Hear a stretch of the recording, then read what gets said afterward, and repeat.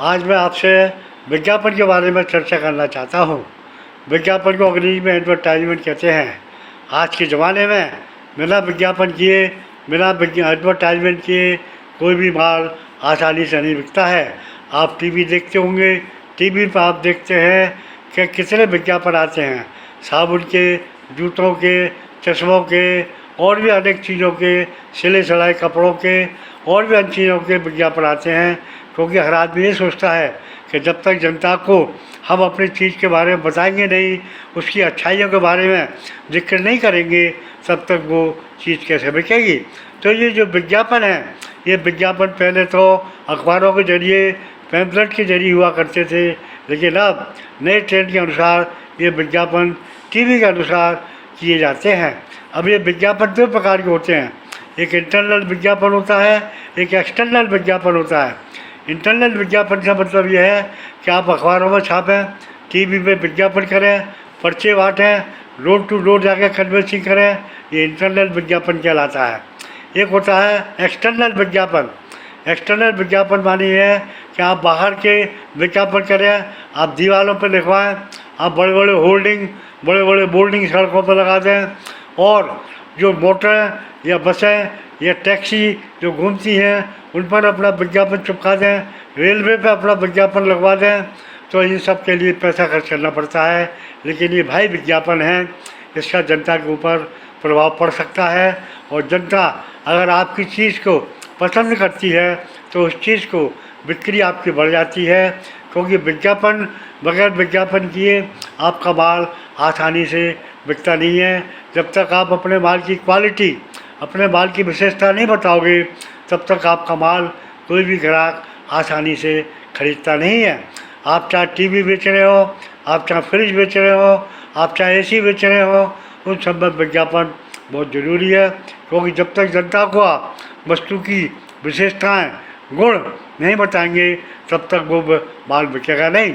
और विज्ञापन में आप जो है सर्विस आफ्टर सेल, मतलब बिक्री के बाद भी अगर मुफ्त सेवाएं देंगे तो ग्राहक आपका जल्दी आकर्षित होगा, और आपका आकर्षित होने के बाद वो ग्राहक आपका माल दूसरों की अपेक्षा खरीदने की कोशिश करेगा।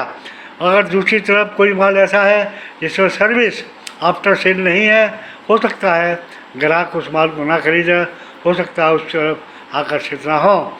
तो विज्ञापन आज बहुत ज़रूरी हो गया है, क्योंकि बिना विज्ञापन के कोई माल बिकता नहीं है। लेकिन खाली विज्ञापन से ही काम नहीं चलेगा, उसके अलावा सेल्समैनशिप पर भी ध्यान देना पड़ता है।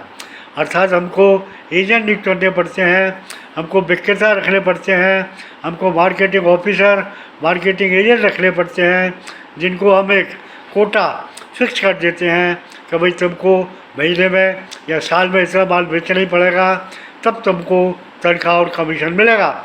और ऐसे लोगों की ज़्यादातर तनख्वाह कम होती है और उनको कमीशन का लालच दिया जाता है कि जितना तुम माल तुम्हारी वजह से बिकेगा, उस पर हम आपको कुछ ना कुछ परसेंटेज, 2%, 5% कमीशन देंगे, और वो आपकी तनख्वाह से भी ज़्यादा होगा।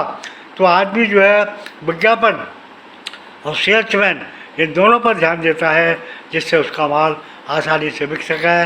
जब तक माल बिकेगा नहीं, तब तक उसका माल का निर्माण करना, मैन्युफैक्चरिंग करना या खरीदना बेकार रहेगा।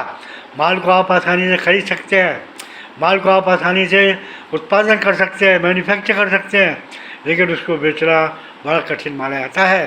हिंदी में एक कहावत है कि अगर आपने कंगा बेच लिया, तब हम समझेंगे कि आपका सेल्समैनशिप या मार्केटिंग ठीक ठाक है, काबिल तारीफ़ है।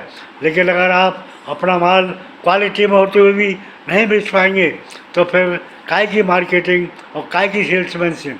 आदमी की योग्यता ऐसी बात में देखी जाती है कि वो किस तरीके से ईमानदारी के साथ अच्छे अपने माल को, अपनी माल के क्वालिटी को बताते हुए बाजार में आसानी से बेच सकता है या बेच पाता है। जब तक उसमें ये विशेषता नहीं होगी, तब तक वो अपना माल आसानी से बेच नहीं पाएगा। तो विज्ञापन पर भी ध्यान देना पड़ता है, मार्केटिंग पर भी ध्यान देना पड़ता है, और उत्पादन के मुकाबले मार्केटिंग पर ज़्यादा ध्यान देना पड़ता है। क्योंकि जब तक माल बिकेगा नहीं, तब तक वो उत्पादन करना उसका व्यर्थ जाएगा, बेकार जाएगा। और कोई भी आदमी उस माल को उत्पादन नहीं करेगा जब तक उसको ये विश्वास ना हो कि उसका माल बिक सकता है या बिक जाएगा या बिकेगा। तो आदमी को माल उत्पादन करने के साथ साथ मार्केटिंग पर, विज्ञापन पर, माल बेचने पर भी ध्यान देना चाहिए अगर वो व्यापार में सफलता प्राप्त करना चाहता है। Thank you.